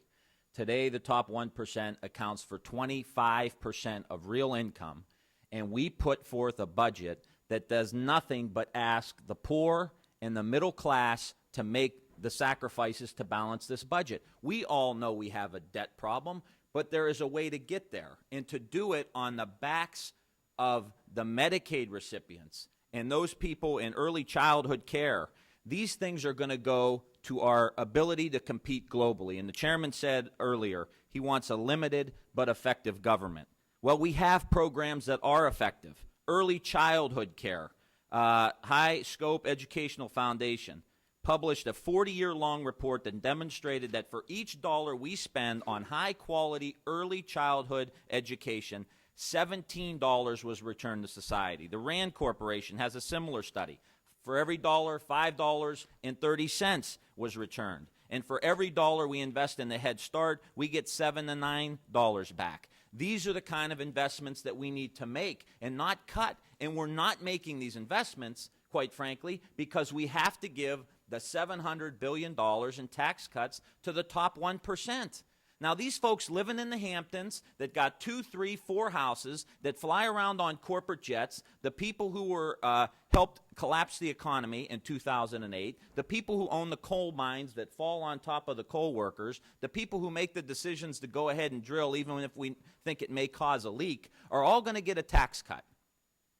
And at the same time, this is going to be done at the expense of these young kids and for our future. The Pell Grant is going to get a 60% cut.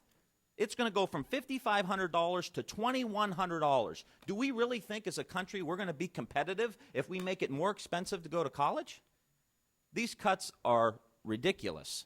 And, you know, to those of our friends over there who think that asking the wealthiest to pay more, but yet worship at the altar of Ronald Reagan, where they light candles and burn incense, should know that in 1982, the largest tax increase on business in 1982 by Reagan, payroll tax increase in 1983 by Reagan, higher energy taxes in 1984 by Reagan, 1991, taxes on higher income by Herbert Walker Bush. These are sound, prudent decisions to make sure that we can reach those goals but still make investments. I yield back. I thank the gentleman. Well, as you can see, the Republican budget is a road to ruin for America's leadership in this global economy. I yield back. I thank the gentlelady. We have, I yield now 6 minutes to Mr. Blumenauer to introduce our Democratic amendments. Thank you very much. Well, I'm glad we're moving to the step where people can actually compare our visions. Although, sadly, it was quite a letdown to have such a negative view of America's future where we can't make fundamental changes. Americans are already paying more than enough for health care or defense. We're sidestepping reform here. I've worked with my good friend, the chairman of the Committee on Agricultural Reform, in a bipartisan form in this committee and in the past. I see references to it, but then we hear from the chair of the Ag Committee that, well, we're going to write this. And unlike what's happened in education, what's happened in transportation where there are reauthorizations and massive cuts are proposed, there are no cuts here.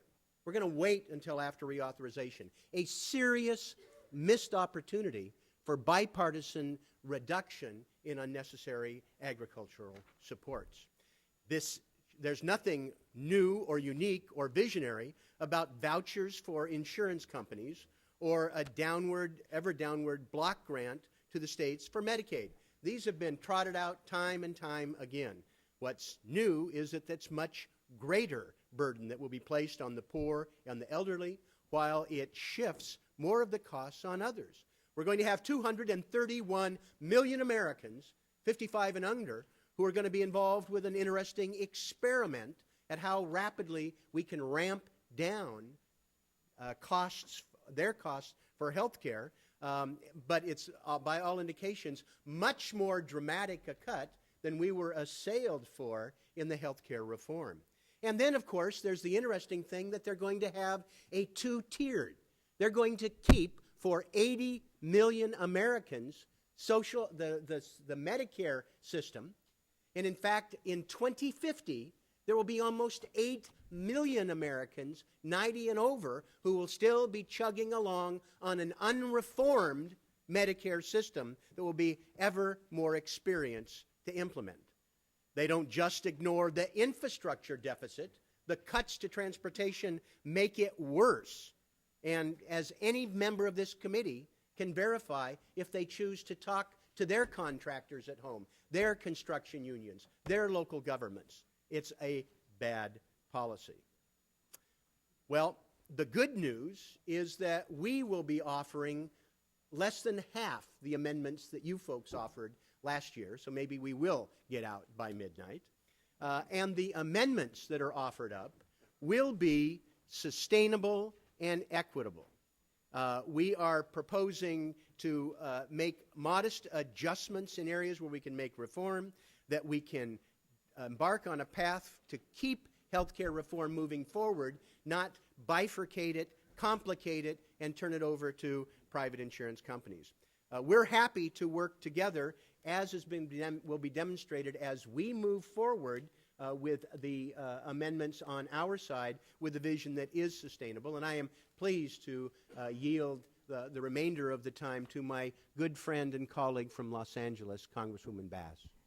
Thank you, Mr. Blumenauer, for your presentation. I believe you've captured the values and principles by which the Democrats stand by highlighting the amendments that our members on the Democratic side of the aisle have introduced today.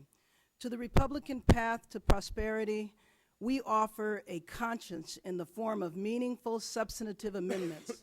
Our proposals seek to rebuild what the majority is looking to tear down.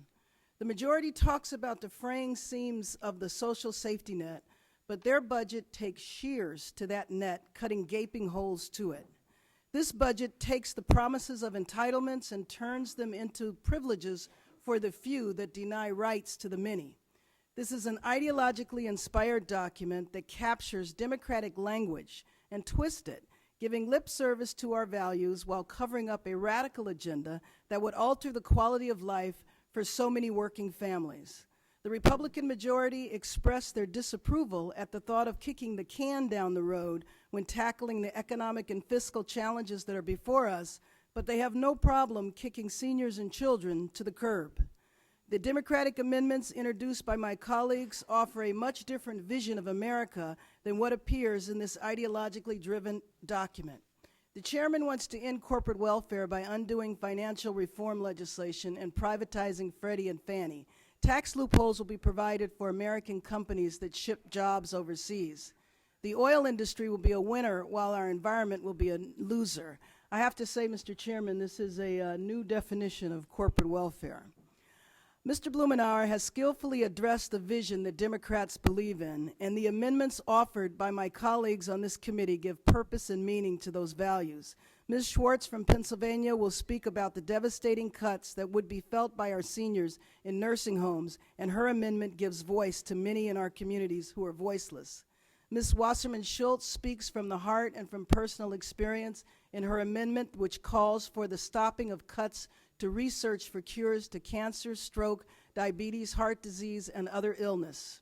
Ms. McCollum warns against cuts that jeopardize the safety of our food supply. Mr. Pasquale has looked in the eyes of police officers and firefighters who put their lives in danger for us, and his amendments say no to the cuts that would devastate the ranks of first responders in our communities. The amendments offered by the Democrats on this committee say no to the path of prosperity that the Republican majority is offering. Thank you very much. I yield the remainder of my time. Thank you. And before we go on to our last presenter for this section, I believe the chairman has an announcement. Well, we're just debating this right now. There's a vote that we did not anticipate. You have 10 minutes left. There's 13:23 left of the vote. Would the minority be okay with going to the staff walkthrough and having people vote and then come back, or do you want to recess for the vote? What I'd like to do is to finish our last. We just have one more speaker. If we you do? That, we just have one more speaker. Okay, then let's start the walkthrough, and then... Well, let's do our one more speaker in this section, and then... Then we'll talk. One more section, yeah, and that's only 6 minutes. That'll finish our time, and then we can vote and go to walkthrough. That'd be fine. But I yield 6 minutes to Mr. Yarmouth. I thank my colleague, and Mr. Chairman, thank you for this budget. We all know that budgets are a reflection of our values, and I think today we have seen very different approaches to both reducing our deficit long term and also with helping to grow the economy, and primarily for making this an economy that works for everyone and not just the wealthiest few percent of our country. There's a great deal of difference in what promotes job growth and what actually motivates entrepreneurs and business people. My brother is a very successful business person. He runs a chain of barbecue restaurants. He's done very well. when I asked him years ago about whether it would make sense to return the highest tax rate to its Clinton-era levels, he said, you know, I finally figured out after years of thinking differently that if people can't afford barbecue, it doesn't matter what my tax rate is. And this is where we are as a country. As we've seen from many of my colleagues, the disparity in income and wealth in this country has grown to outrageous and disgraceful levels. We have 90% of the people in this country whose combined income doesn't equal the top 1%. That's frightening. And it not only affects whether people can buy barbecue, it also affects whether people can buy the Ford products that are made in my district and the General Electric appliances that are made there and the products that are made in virtually every district in this country. What we need to do is enact a budget that recognizes the importance of growing that 90% and not further enriching the top 1%. I will offer an amendment later in the day that will raise the tax rate back to Clinton-era levels on people making $1 million or more. It will be interesting to see how that vote turns out. The other day I was in a meeting in my district in Louisville, a White House business roundtable, in which business leaders joined in the Chamber of Commerce to talk about what they thought the federal government should do to generate jobs and grow the economy. The answers were consistent. Education, more funding for education, more funding for research and development, investment in infrastructure. A couple people mentioned taxes in a very vague way, but mostly they talked about these fundamental investments that will help grow the 90% of the American people and improve their futures and thereby improve the future of our economy. This is the approach that Democrats will take in our budget and through our amendment processes, and it's clearly the approach that Republicans have rejected. With that, I'd yield 3 minutes to my colleague, Mr. Pascrell. Thank you for yielding. Mr. Chairman, I know many of you on the other side of the aisle, as it's been referred to, and I don't look at it that way, but, and I know that you're not numbers people, and that is you care about Americans and the anecdotal stories that have existed. Now, what our side believes is that there is hope for the future for America. I found what you have presented, my good friend, Mr. Ryan. Your outlook is sour, dank. You've imprisoned us in numbers. Democrats look at the glass as half filled. Always have done that. You're presenting a budget where the glass is half empty. That's the difference in our parties. We love America, but we have a different perspective, both of us. Between 2001 and 2008, where you folks have some amnesia, your party pursued a deregulation and privatization regime that resulted in a loss of 3 million jobs, a rate of 700,000 a month. Figure it out.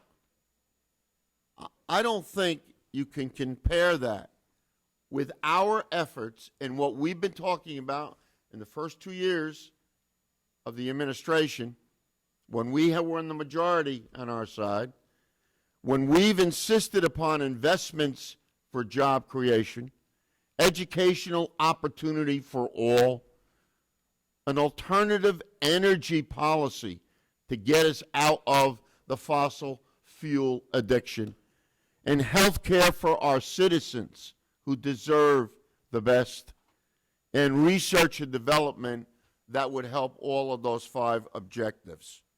This budget is unambiguously a doubling down the same failed policies that brought us to the brink. Everyone here believes in getting our house in order. You've heard that time and time again. But I think that your budget needs a GPS, because it's a roadmap into the woods and we're not going to be able to get out. We believe in providing health care security for more than just the next decade, and we reject the notion that we can balance the budget by privatizing our safety net for seniors, the poor, and the disabled. The type of slash and burn cutting in this budget puts our recovery at risk. We believe in funding the physical safety net.